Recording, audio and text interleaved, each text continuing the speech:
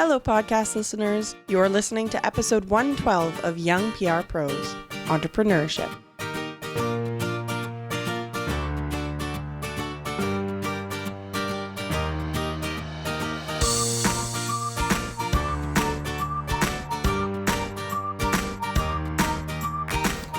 Hi, ladies and gentlemen. Welcome to Young PR Pros, a weekly podcast for the young and young at heart PR pros looking for tips and advice on how to build and advance their careers. I am Kristine in Ottawa, Canada. I'm Ross Simmonds in Halifax, Nova Scotia. And I'm Claire Bonnyman in Kitchener, Ontario. So I thought today I would actually pass off the role of hosting to our resident entrepreneur, Ross Simmonds, seeing as today's episode is about entrepreneurship. So why not have the expert run today's episode? So off to you, Ross. This is a huge honor. I'm excited to be the host. I've got big shoes to fill, but I'm going to try my best to fill them. So I'm excited to host this episode. Entrepreneurship is definitely something that I'm passionate about. Anybody who follows me on Twitter sees that it's something that I talk about very often. So I'm excited to kind of have this conversation. There's a lot of people talking about entrepreneurship, and it's increasingly becoming an avenue and an opportunity that a lot of young professionals, whether they're in PR, whether they're in marketing, whether they're in technology, are really starting to move more and more towards. They're running from their degrees and they're quickly launching careers into freelancing, into launching product businesses, or a variety of different things when you look at things like the startup industry. So I think one of the best places for us to start is to really go back and look at kind of the definition of entrepreneurship. And we have a very bare bones definition of entrepreneurship to kind of get us started from Merriam Webster's Dictionary. And it simply states, a person who starts a business and is willing to risk loss in order to make money. Now, I don't know what you guys think of that definition, but me personally, when I first read that, I initially think, okay, yes, I understand that and I agree, but I think that entrepreneurship is so much more than that. It's not just somebody who is starting a business and is willing to kind of risk loss in order to make money. I think if anything, it's somebody who sees the world differently and wants to create something that can make the world in a way, how they envision it, whether it's creating a business that helps people with their marketing, or whether it's helping people with recipes or with their diets, whatever that may be. I think that entrepreneurship is really just seeing the world differently and then trying to kind of make an impact in a way that results in profit along the way. So I'd be curious to kind of what you guys' initial reactions are when you hear that definition. So I actually thought that the definition of entrepreneur was a little bit of a downer. It's a very, I think, face value of entrepreneurship, and it talks about how an individual must risk loss, risk everything. It sounds, pretty intense, all for money. When I feel like entrepreneurship is so much more. The emotional reaction that I have to the word entrepreneurship is actually freedom. I feel like entrepreneurs don't have those proverbial walls, that they break down the barrier of the cubicle walls. You don't have to sit at a desk and sit at a chair. You don't report to a boss. The world of an entrepreneur is you're your own boss. You're making a difference in the world. You're doing what you love to do, and I just feel like that the definition is just, it doesn't quite capture that emotional side of entrepreneurship. Another word that I think of when I think of entrepreneurship is accomplishment. I feel like today, if I do a project at work, I am going to feel accomplished, and I do get recognition from my boss, but I feel like when you're an entrepreneur, that accomplishment means so much more because you have done everything from the ground up, from beginning to end. So all of that together, I feel like the sense of accomplishment is pretty high, I think. Not to downgrade the accomplishments that non-entrepreneurs feel, because we can have a sense of accomplishment in what we do in an office job outside of entrepreneurship. But I do really feel like that when I think of entrepreneurship, I feel like that sense of accomplishment is very strong. I think when I look at this definition, the word that really sticks out to me is risk. And I think in a way it is really hard for me, at least, to kind of separate the idea of risk from entrepreneurship. I do think though that it goes hand in hand with reward. But again, it's someone with kind of the either the passion or the drive or the intense desire to see something through, that they are willing to risk certain things. And, in some cases it is risking money. In other cases, it might just be risking a routine that you have, right? Like everyone can get very comfortable in a routine, and it's hard not to kind of like the idea of being able to wake up at a certain time and go to your job and then come home. But with entrepreneurship, there is so much risk and excitement, and, you're in control of a lot of different things, and there is a lot of freedom.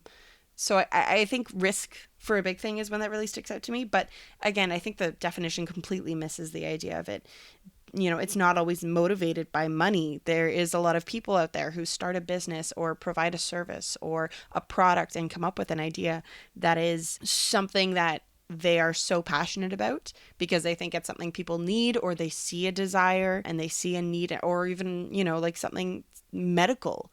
I worked on a piece a little while ago about an entrepreneur who created a stroke detection technology, right? And, it's not like they were about to risk their entire life just because, they want to make money. No, like they want to save lives. So I don't know. I think that's something that really sticks to me. People who are so passionate about creating something into a reality that they are willing to take risks, but they do reap this reward of being in charge of their own life. So Yeah, I definitely agree with you guys. I think at the end of the day, the biggest thing that they're missing with this is the fact that they suggest that the sole purpose of becoming an entrepreneur is in order to make money. If you look back at kind of me and my start, it really didn't start with the intent of making a bunch of money. Yes, money is great. It allows you to have a lot of great things.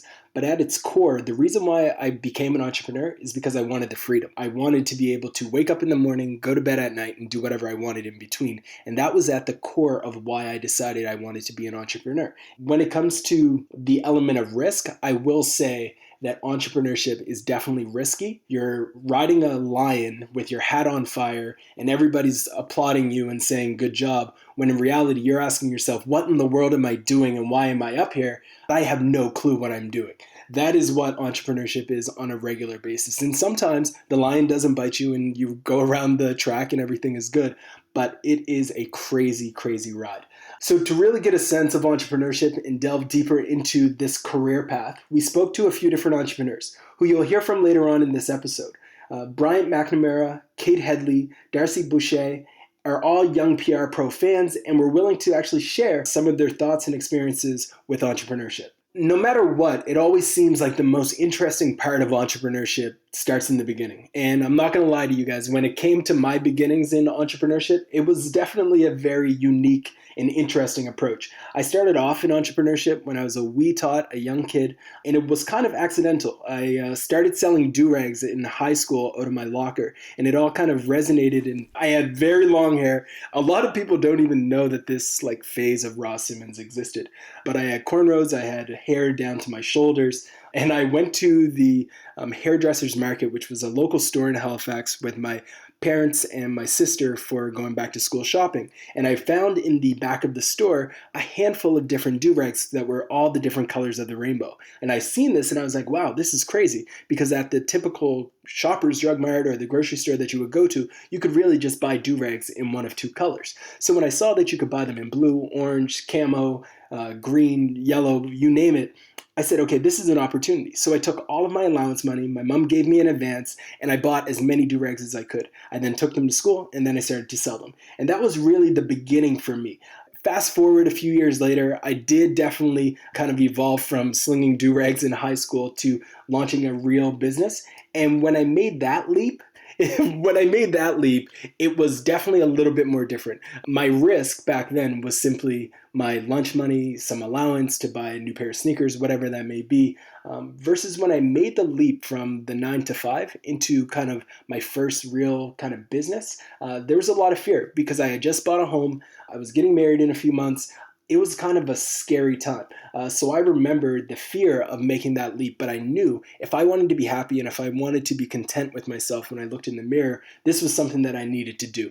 So I made the leap and it was scary, but ultimately it worked out. So I would look to you guys, and I know that everybody's deep down tends to kind of say, okay, I'd be interested in entrepreneurship. There's things about it that I would like. There's some things that I would dislike. Do you guys think that you would ever be able to make that leap? And if you did, what kind of ducks do you think you would need to have aligned before you did it? Similar to your fear, Ross, money is a big fear and a big necessity. Right now I feel like I own a house. I have a 1-year-old boy. I'd have to line up quite a few ducks in a row to make sure that I'd feel confident in my personal life before I were to jump into entrepreneurship. However, this is something that I've thought about for years, ever since I was in college. I do have that passion and that drive to become an entrepreneur one day, just maybe not necessarily this day. But, just like everyone else, I think I use the excuses that, I'm not financially ready, or, there's being a new mom. And I can always find reasons not to become an entrepreneur. When I first graduated, the reason was, well, I just graduated, I need to get a job so I can pay down student debt. And then a few years passed, and then, well, I can't become an entrepreneur now because I'm getting married and we need to pay for the wedding. And then a few more years passed, and it was like, well, now I can't become an entrepreneur because now I'm a mother and a new mom, and, I've got to take care of baby, and I've got to take care of my husband and the family life. So I think it's really easy for everyone, and I'm no exception to this rule. It's very easy to use excuse after excuse after excuse to not become an entrepreneur. And so I don't think there's ever a good time to become an entrepreneur, and you could line all your ducks in a row and it's still not going to be a good time. You sometimes just have to take a deep breath and jump into the pool and try to swim. And when I do finally take that leap to become an entrepreneur, I think it'll be fate, and maybe that's naive to think that fate is going to make this decision for me, and maybe that means I'll wait my entire career. However, I do feel that as I grow in my career and get a little bit more experience, I may feel more comfortable taking that leap and making that decision. I definitely have the drive and the interest, so I'm sure it'll happen at some point in my career. I think what I want to make sure everyone knows is that secretly Ross is working on a book called Return of the Do-Rag. It's true. I should. But I digress. As someone who's just recently graduated, I'm a new young professional. I think that I have definitely done that kind of student dabbling in entrepreneurship. And I think that's something that a lot of students, try out. And for some, it sticks and it works. And for others, it just feeds that fire. And then later on, they, go off and start a business. But I did have another podcast before this one. And it was an interesting experience because, it started growing quite quickly, and we were trying to work and figure out how to create something that we loved and turn it into something that could actually work. Shocker, it didn't end up, but it was a great learning experience. And I think for me, it helped feed that fire and affirm for me that later on in my career, at some point, I do want to be an entrepreneur. I have always gone into different jobs and different work experiences, asking to own something is the terminology I've used. I go in and I'll say, can I own this project? Nowadays, I go in and I try to own a story because I'm very interested in being able to work on something and have all of that be something that I work on, from the ground up, learning how to do it all, whether it's partially coding something or, just working when it comes to journalism right now with photos and videos and editing everything and writing it all and working it in different pieces on different platforms. I want to own that. So that's definitely something that I have always wanted to do. And I also know that the dream job that I have doesn't exist right now. So I think that's something that I've always wanted to create for myself. At this point, I definitely won't be an entrepreneur for a little while just because, I don't even know how to have a job. So I'm working on that first. I know one day I'm going to get to experience it, but I'm going to need a lot of ducks lined up. That's for sure.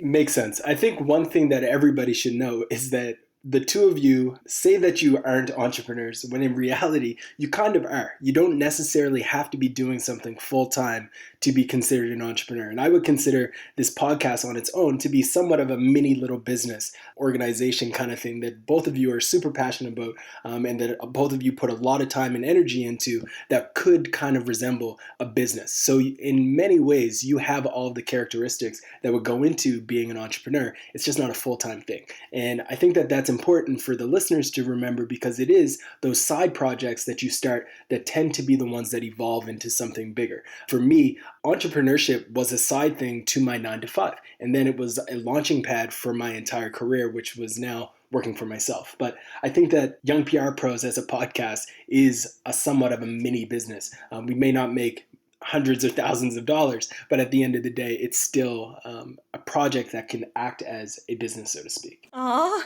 thank you, Ross. I feel all inspired now. All warm and fuzzy. I like it.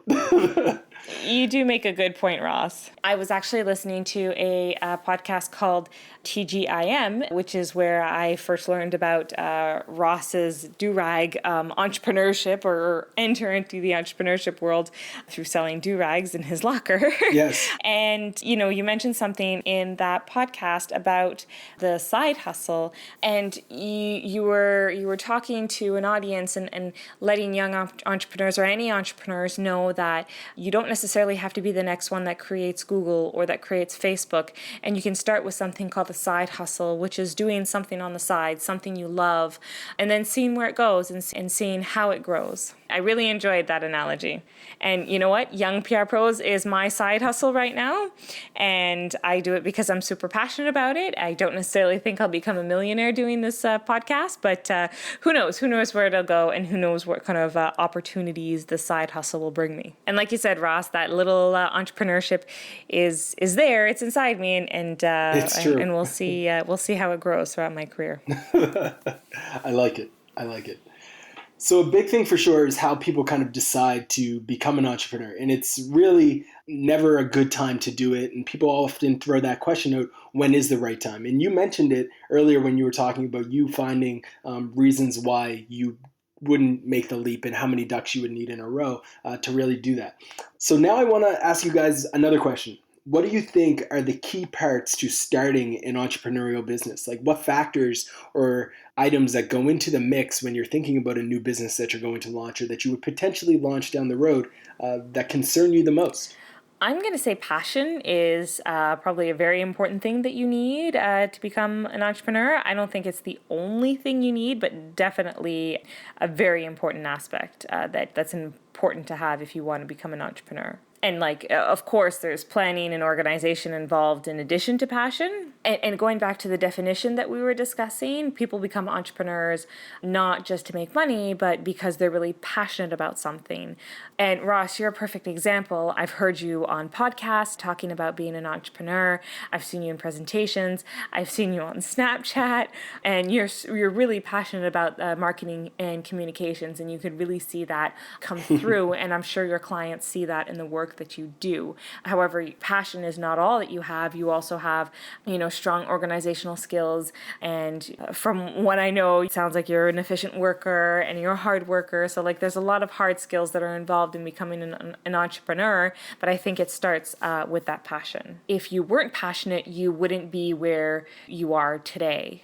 And it goes back also to Claire's story, talking about how there was that entrepreneur who was really passionate about something, and he wanted to change a little aspect of his world. And the reason why he was so successful is because he was passionate and wanted to make a difference. I'm going to say flat out, passion is the number one thing that you need.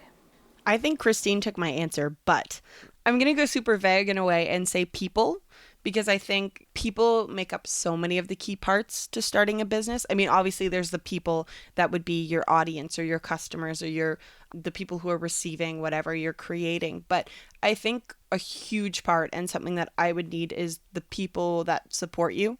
Because when you talk about entrepreneurship and you talk about risk, it's important to have those people that you can go to after a really awful day, or to be able to know that, okay, I might not be able to make rent for a month, someone's got your back, having your parents that'll support you and just give you the fuel and the motivation that you need to, get up and do everything from top to bottom every day. I think people is a huge part of being an entrepreneur, whether you're going about a business by yourself, or again, too, if you have business partners that you're starting this with. That's a humongous thing. You want a good team of people if you've got a team. So I think people is probably one of the biggest factors that comes to my mind, aside from passion. So one of the most important parts of the discussion I think that we need to have is the pros and cons of entrepreneurship. Because regardless of how exciting and sexy entrepreneurship is, there's definitely pros and cons. And it's something that all three of our guests actually mentioned in their interviews.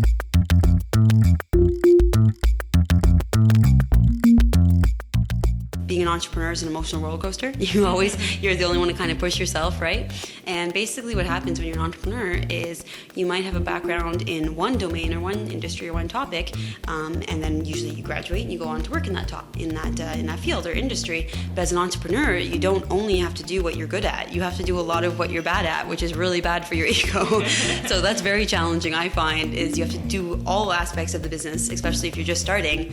And so you're constantly have to doing things you're probably not very good at. The positive for sure, and I know a lot of entrepreneurs talk about this, and I'm really starting to come around to understand this, but you are your own boss. I didn't fully understand what that meant. It seemed so obvious. Of course, I'm my own boss. I'm running my own firm. But it's very, very liberating to be sitting, just anywhere and know that the projects are on you and that there's nobody overseeing it, that if you have an idea, you can act on it. And the liberty that comes with that is just really motivating. You can do anything and everything you want. You have a brand that you're building. You have team members that you're working with. You can start talking about benefits to your employees. You can have these conversations. And so from the positive perspective, I definitely say that freedom that's best described as just being your own boss is something for sure that's positive. What I'm most excited about being on my own is to create. And that is to meet new people, figure out what we're trying to do, and figure out the best way to get that done. Even the parts you hate, you kind of love too, right? Because it's yours. It's your baby. Essentially, it's my baby, right? So you're able to create something all your own, do whatever you want with it. You have the freedom, the creative freedom. You have all types of freedom. My brand is very representative of myself. It's very feminine, yet professional. So it really is me. So I think it's a really good representation of who I am. Again, I can work remotely. I lived in Mexico for a while, so I was able to work out of Mexico. And you're on your own schedule. The great things are, again, the creative liberty. So that was huge for me. Another positive, I think, is the ability to branch out. I've had a really good core, and so I'm looking forward to sort of building upon that and taking, pulling out the little threads of that was an interesting subject, and what can I do there? So I'm looking forward to identifying organizations and groups that maybe I see a little thread in terms of where I've been in my career, and maybe pulling at that a little bit more, seeing how I can help them, and being able to sort of go after organizations and groups that I want to partner with and help them achieve success. That's what's getting me excited. What I really, really enjoy is being able to work with the type of clients I want to and I'm really passionate about. My biggest fear is having to work with a company that might not be aligned with my values or morals and not being able to do my best job at that, right? Mm-hmm. So I really, really love the creative freedom, the geographic freedom as well too. That's amazing. I think once you go an entrepreneur, you can never really go back. So now I definitely don't think I'd be satisfied. Don't think it would it'd be able to fulfill my kind of entrepreneurial spirit that I always kind of had but never really knew that was there. And the sky's the limit. There is never a moment that you're not afraid. You spend 24 hours a day wondering whether or not you've done enough, whether or not there's something else you should be doing. You're always trying to think both operationally and strategically, and the pull between those things is difficult to deal with because trying to think about both from 5 seconds from now and 5 years from now is typically in organizations left to two different people, but you have to be both of those people simultaneously. So you have to always be thinking about the long-term impact of your short-term decisions and vice versa.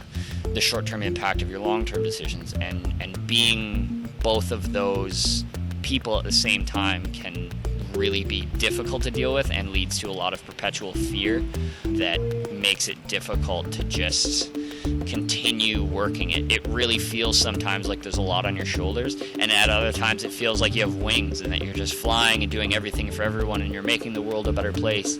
But that comes with a lot of fear that you have to deal with. So basically, it's really fun that you don't have to depend on anyone else. Your success is directly correlated to what you do. So that, I think, is really amazing. So you're the sole person responsible. So you can't sit there and blame your boss or anyone else, right? So your success is in your own hands, and I think that's really exciting.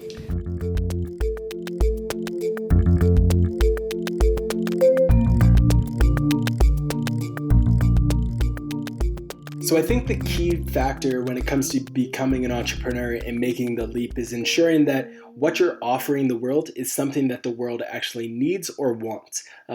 And a lot of people jump into entrepreneurship solely because of a passion. And I do agree that passion is super important, but you have to ensure that your passion aligns with the things that people want. Otherwise, you're going to create a business, you're going to invest a lot of your money, a lot of your time into something that people aren't willing to pay for. You don't need to try to boil the ocean. You don't have to try to launch the next Snapchat, the next Facebook, the next MySpace. You just need to create a business that is going to help the world, that you're passionate about, that you care about, and that people are willing to actually exchange value for. However small your business is, doesn't matter. All that matters is that when you wake up in the morning and you're excited about it, that's something that you should be doing. And if people are paying you for it, that's the icing on the cake. So I've talked about this plenty of times, and I'm excited because I do have a few tips, and these tips are tips that I wish I would have had before I made the leap. The first one that I definitely would recommend is to start building relationships in business and in the industries with the people who you want to connect with before you actually decide to quit. The relationships that you build with people are going to help you way more than you know down the road. And you don't have to plant seeds that you're looking to quit your job, but just show these people that you care about them, you can help them, that you're interested in their business, that you're interested in their needs. And from that, when you're actually willing to make that leap, they'll be there for you to help ensure that you're successful. Another thing that I would recommend is to invest in yourself and your future, like right now, today. Like, don't wait to start reading about entrepreneurship. Don't wait to start reading about accounting when you're actually self-employed. Start reading right now while you have that steady paycheck coming in, so you're not scrambling for this knowledge. And if you're listening to this podcast, you're doing the right thing. Like, this is what you should be doing. You could be listening to Beyonce, you could be listening to Kanye, but you're investing in yourself by just listening to this type of stuff. And that's great.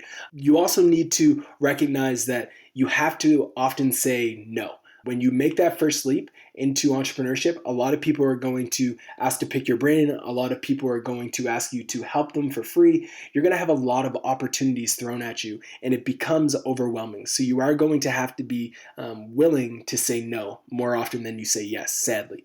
And my final tip is that multitasking is a myth. A lot of people like to think that you can tackle a handful of different things at once, when in reality, studies have shown that you can only do one thing at once very well. So instead of trying to spend your evening juggling your 9-to-5 with your relationships and with your side hustle, you have to double down on one thing and block off a chunk of time to only do that. And if you're able to do those things, I think you'll be able to align yourself well for when you make that leap into entrepreneurship to actually be successful. So now that we have advice from our own young PR pro, we also made sure to ask our outside helpers for their top tips when it comes to entrepreneurship. Here's their advice.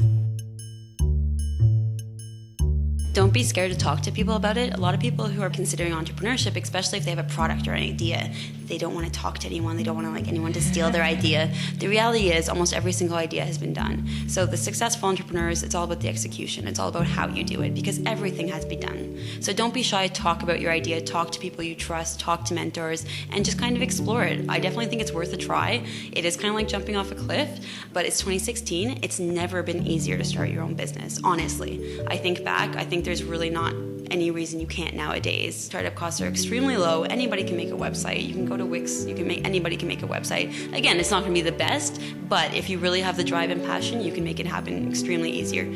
Much easier nowadays than it was, for example, even 5, 10, 15 years ago. So just give it a shot.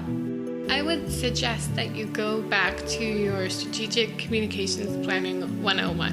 And if you look at the base of a good comms plan, that sort of can set you up for a whole number of things. So if you can sit down and come up with a few really smart, crystal clear objectives, and if you can identify your audience and who those people are going to be, and you can identify the ways in which you're going to reach that audience, and how you're going to evaluate your success. If you go back to sort of that planning foundation, that's a really good way to organize your thoughts. And so that's sort of what I'm doing in the sense of, okay, well, what are my objectives in terms of what kind of work do I want to offer people?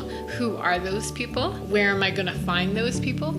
And then figure out the activities to do that. And I think there's a reason why we do that as communications professionals, that strategic planning and that critical analysis. And sometimes it's great to have those other people who, in your ramblings on the patio as you talk about going to work for yourself, they can sort of help put a framework around it. If you don't have that, go back to what you know in terms of how do you get a job done? And you sit down and you make a plan for yourself, whether it's comms or not. I mean, that objectives, audience, tactics, that stands true not just within in our field. Jump into it. There is nothing before jumping into it. That's the predication that just doesn't work.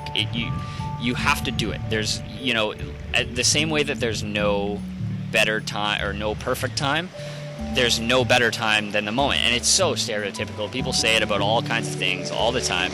But actually, in this very moment, go and design a business card, build a website, go and approach somebody who you think you could do work for, that you've got skills that the organization you work for isn't currently realizing. If you've got photography talent, start going out and taking pictures, practice, and then sell them to somebody. Or if you want to start doing communications for nonprofits, but you work for a profit organization, approach a nonprofit and, just start doing it. It's the only way to get into entrepreneurship ever.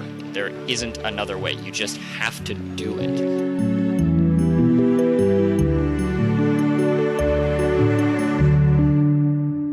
So some of that was great advice. I love Darcy's point around not being scared to talk to people about your business and what you're trying to do. I think that at the end of the day, the only thing that we can do in life is really learn from failure or learn from those around us and the people who we surround ourselves with, whether that's through books or podcasts. That's how we learn. I think that you need to go and talk to potential customers. That is all you need to do. And then from there, you need to try to sell something to them if you eventually want to make that leap. So one of the advice that I really like is Kate's advice. I've already said that the number one thing that you need is passion and drive. But I do really like that her advice goes beyond the passion, and it's to actually put together a plan. And she talks about how she goes back to what she knows, and she's an entrepreneur, a communications entrepreneur. So her expertise is communications. What she does for clients is build strategic communications and build strategic plans. So she's talking about how why not build a strategic plan for yourself. We're always really good at doing things for our clients, but we should be doing it for ourselves as well. And the best way to plan as an entrepreneur is to sit down and act as if you're your own client and build yourself a strategic plan so that this way you're ready for sort of all outcomes and you're building and growing strategically. Sometimes it's nice to grow organically, but growing strategically is probably better in the long run, and there's longevity to strategic plans. And I think another thing that, Kate was mentioning is writing all this stuff down, writing down your strategic plan, writing down your goals, writing down your objectives. It could be, pen and paper, or it could actually be on a computer. But I think that, sometimes writing something out helps us reinstate what we believe, or brings attention to some of the stuff that we're thinking of, and sometimes we catch things and we realize that that's not going to work. The idea that I had, I'm going to need to be a little bit more strategic. So writing it down, I think, really helps us just refocus our ideas and sometimes sees it in a different light, because when it's floating up in your head, it may seem good, but then you connect the dots when you write it down and then make sure that it flows properly, so that you could see it fully laid out in front of you instead of piecemeal in your head. I think 3 quick things that I just pulled out from each of the pieces of advice and kind of link back to what Ross was saying as well was the idea of, from Darcy, don't be scared to talk to people about it.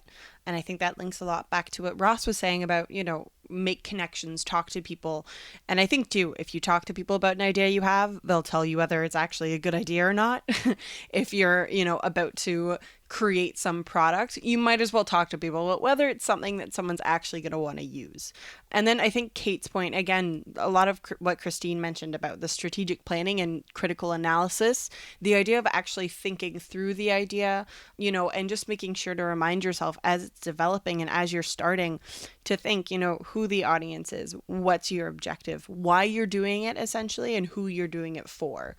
And I think that's probably something too that is important to check in with as something grows, because I think it's very easy these days too for things to get swayed one way or another. So I think the idea of being really strategic and planning and reaffirming what your goals are.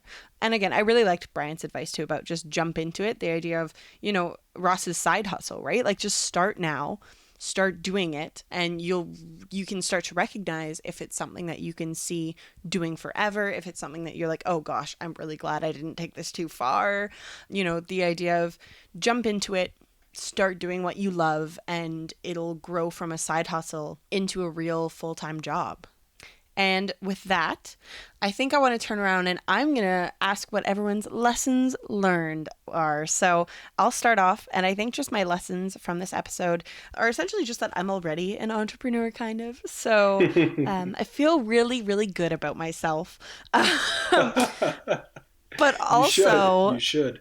An actual lesson, though, is that I learned about the idea of kind of cultivating information before jumping into entrepreneurship and jumping into starting a business, making contacts and talking to people and learning from people and gaining knowledge is something that I can actually start to do now, even though I have no idea when I'm going to start my own business and no idea when I'm actually going to be able to take my entrepreneurial ideas into a reality. So, the idea of starting little by little, and then when the time comes, I'll be ready. So the one lesson that I've learned is definitely that I have a lot more work to do on getting you guys to leave your 9-to-5s and become entrepreneurs. No, I'm kidding. To be honest, I talk about entrepreneurship all the time, so it's very hard for me to learn new things about entrepreneurship. If anything, it's just a great reminder for me around the early days and how scary it is to make that leap. And it's reassuring to know that people are still excited about it and they're looking for ways that they can kind of make that jump into this wonderful world of entrepreneurship. So for me, I haven't really learned much, but I am definitely feeling inspired to continue singing the praises of entrepreneurship. So my lesson learned for today's episode is that Ross thinks that Young PR Pros is better than Beyonce.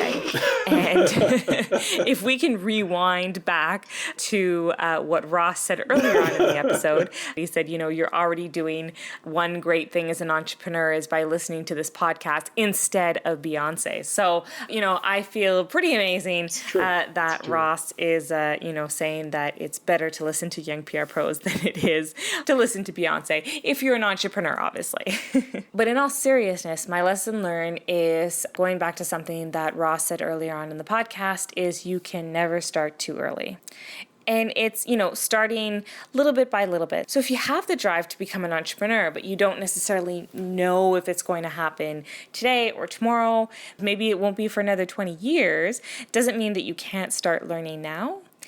So it doesn't hurt to know about different aspects of running a business, and that could just be doing some reading some blogs. It could be following some podcasts. It could just be reading a couple of business books. Because often what happens is entrepreneurs and passionate entrepreneurs, we have this idea, we want to change the world or our little slice of the world, and we want to jump into it, but there's so many more aspects to running a business than just the passion. When you're running your own business, there's the entire business that you have to think of. Big lesson learned is start early and really build on those business skills that you may not necessarily have yet. And this really just helps you so that when you do finally jump into becoming an entrepreneur and jump into your own business, you're not blindsided because you don't necessarily know how to do bookkeeping or you don't know how to market a product. So that brings us to the end of our episode. We want to thank everyone for spending this time with us. We would love to hear from you if you have any comments about today's episode. If you're a young entrepreneur and you have any advice that we may have missed, or if you have ideas for any sort of future episodes, we'd love to hear from you. You can send us an email at youngprpros@gmail.com. You can leave a comment on our blog at youngprpros.ca, or you can catch us on Facebook at facebook.com/youngprpros podcast, or on Twitter at youngprpros. Thanks, and we'll talk to you next week.